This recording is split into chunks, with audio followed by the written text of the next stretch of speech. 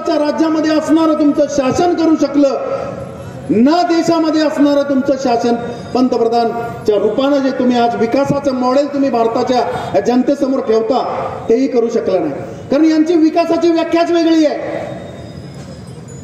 Mahesh Kumar sir, विकासाची व्याख्याच वेगळी आहे यांची. 2 लहान बालकं होती, लहान बालकं. एक लहान बालक सकाळ सकाळी आपल्या घरामधून नाश्ता करून शाळेला गेला. जाताना एक दोस्त होता त्याच्या बरोबर. त्या मित्राला म्हणाला की आज मी टिफिन मध्ये आमलेट घेऊन आलोय. आणि हिंदी में सांगतो कि 2 दोस्त जा रहे हैं. एक दोस्त ने कहा कि तू टिफिन में क्या लेके आया. तो एक दो दोस्त कहा कि मैं टिफिन के आज आमलेट लिया जो हमारी बकरी ने अंडा दिया है. अरे बोले पगले, बकरी कहां से, कब से अंडा देने लगी. नहीं नहीं, हमारी बकरी ने अंडा दिया है. वो बच्चे चले गए. जाने के बाद स्कूल टीचर्स को वो जो दूसरे बच्चे ने कहा कि बोला ये पागलों जैसी बातें कर रहा है कि बोल रहा है कि हमारी बकरी ने अंडा दिया है. तो टीचर ने उसको पूछा, अरे क्या क्या बात कर रहे हो तुम, बकरी ने कैसे अंडा. नहीं, हमारी बकरी ने अंडा दिया है. मेरे पिताजी पिछले बाजार से एक बकरी ले आए और उसने अंडा दिया, उसी का ऑमलेट मैं लेके आया हूं. बात हेडमास्टर तक चली गई. हेडमास्टर ने भी पूछा, वही जवाब.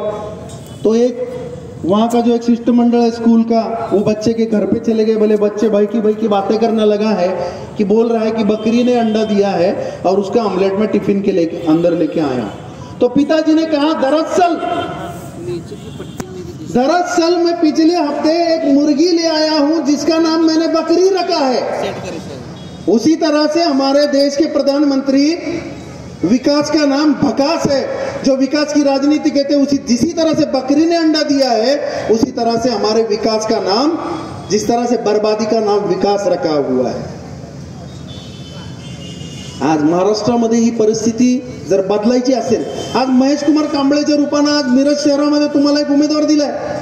एक सच्चा धडाडीचा कार्यकर्ता या ठिकाणी तुमच्या प्रत्येक प्रश्नावरती रस्त्यावरती उतरून आंदोलन करणारा एक आंदोलनकारी एक कार्यकर्ता, तुमच्या जीवाभावाचा आणि तुमच्या प्रश्नाला प्रत्येक गोष्टीमध्ये तुम्हाला मदत करणारा एक उमेदवार आपल्या समोर इथं उभा आहे.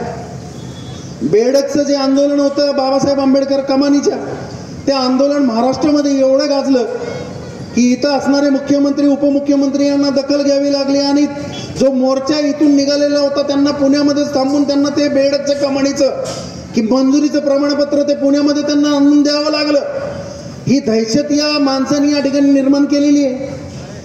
आज तुमच्या अशा असंख्य प्रश्नावरती महेश कुमार कांबळे जर अशा प्रकारे जर आंदोलन करून रस्त्यावरती उतरत असेल तर त्याला या महाराष्ट्राच्या विधानसभेमध्ये पाठवण्याचं तुमचं कर्तव्य आहे की नाहीये. आणि माझा प्रश्न आहे तुम्हाला, त्यांना या विधानसभेमध्ये पाठवायचा तुमचं कर्तव्य आहे की नाहीये. मुसलमानों के मुस्तकबिल के फैसले ऐवानों में बनते हैं मेरे भाइयों.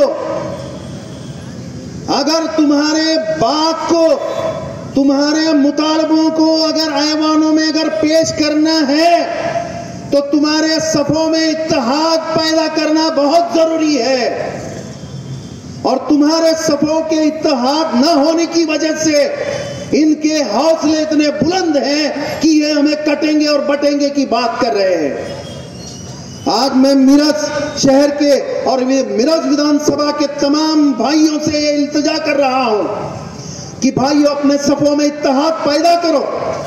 और जो नुमाइंदा आपके सामने मजलिस इत्तेहादुल मुस्लिमीन की जानिब से महेश कुमार कांबळे, डॉक्टर महेश कुमार कांबळे के चेहरे को आप जानिए, पहचानिए और इनके पीछे मजबूती से खड़े रहिए.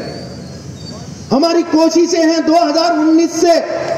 2019 के विधानसभा इलेक्शन से हमारी ये कोशिश है कि मिरज रिप्रेजेंटेशन करेगा.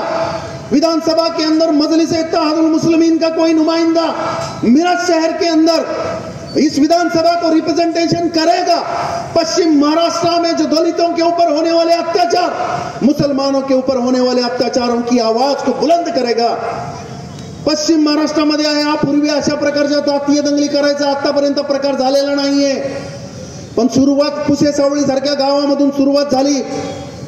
एका निष्पाप तरुणाला फक्त जातीवादी शक्तीच्या प्रलोभनाला बळी पडून त्या तरुणाचा मस्जिद मधून नमाज पढून येत असताना त्या ठिकाणी मर्डर करण्यात आला। आणि यामध्ये कोण कोण लोक सामील होते आपल्याला सर्व श्रुत आहे। तोच प्रकार विशाळगडमध्ये गजापूरमध्ये मस्जिदीवरती हमला करण्यात आला।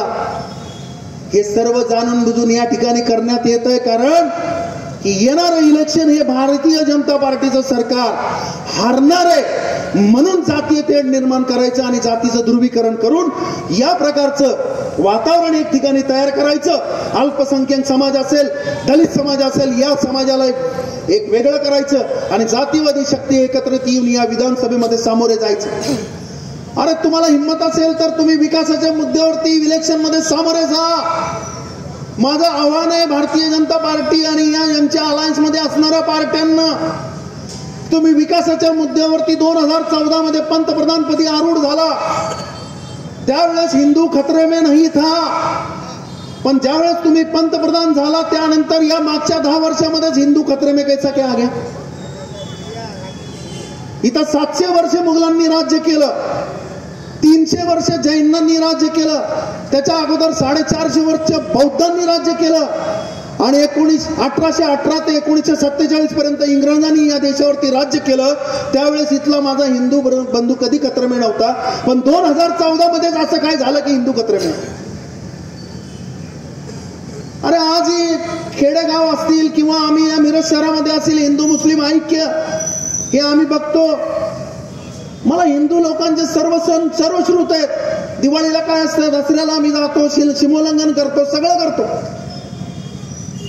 प्रत्येक यात्रा उत्सवामध्ये आम्ही सामील होतो। आणि रमजानच्या ईदच्या निमित्ताने माझे हिंदू बांधव माझ्या घरी येतात, शिरखुर्मा असतात, ते मला शुभेच्छा देण्यात येतात, मी दिवाळीला त्यांच्या घरी शुभेच्छा द्यायला येतो। हा जातीय सलोखा बिघडवण्याचा प्रकार महाराष्ट्रामध्ये चालणार नाही मित्र। या ठिकाणी बार्टरिंग सिस्टम आहे, गिव्ह अँड टेकची सिस्टम आहे, ती सिस्टम महाराष्ट्रामध्ये तुम्ही बिघडवण्याचा प्रयत्न करताय, परंतु या ठिकाणी तुम्हाला प्रतिसाद भेटत नाहीये, तुम्हाला तुमचा पराभव या ठिकाणी दिसतोय, म्हणून अशा प्रकार तुम्ही घाणेरडे प्रकार करण्याचा प्रयत्न चालू आहे या ठिकाणी। एका विशिष्ट जातीला दलितांचं आरक्षण काढून घेण्यासाठी असेल, मुसलमानांच्या मस्जिदीचं संरक्षण काढून घेण्याचं असेल, असा प्रकार 2014च्या पूर्वी कधी आम्हाला गरजही वाटली नाही हो। कुठल्याही गोष्टीमध्ये तुम्ही जातीवाद आणून जर इलेक्शन जिंकत असाल तर 2014 मध्ये आम्ही पण बऱ्याचशा मुस्लिम लोकांनी त्यावेळेस एक चेहरा नवीन येतोय म्हणून मतदान त्यावेळेस केलं, परंतु सर्व फेल निघालं। बकरी ने अंडा दिया, हाँ बकरी ने अंडा दिया, ये आज 2024 में हमको मालूम हो। अशाच प्रकारे महाराष्ट्रामध्ये पण हे जे अलायन्स झालेलं आहे, इननॅचरल अलायन्स, हे अलायन्स फक्त सत्ता भोगण्यासाठी झालेलं आहे, फक्त सत्ता भोगण्यासाठी। या पार्टीची माणसं तोडणं, त्या पार्टीची माणसं तोडणं, कोण कुणीकडे जाईल। आज 3 विरुद्ध 3 लढतंय। आज तुम्हाला एकट्याच्या बळावरती लढता येत नाही म्हणून तुम्ही दुसऱ्यांचे पक्ष फोडून त्यांचे आमदार खरेदी करून तुम्ही सरकार बनवायचं आणि ते टिकवायचं, असा प्रकार सुरू आहे। परंतु स्वतःचं मत असणारे महेश कुमार कांबळे सारखे उमेदवार जर विधानसभेमध्ये गेले, जे कदापि विकणार नाही, तुमच्या आमिषाला कदापि बळी पडणार नाही, अशा प्रकारचे उमेदवार तुम्हाला पाठवायची गरज आहे की नाही गरज आहे? तुमच्या प्रश्नाला वाचा फोडणारा कॅन्डिडेट तुमचा विधानसभेमध्ये जायला पाहिजे की नाही जायला पाहिजे?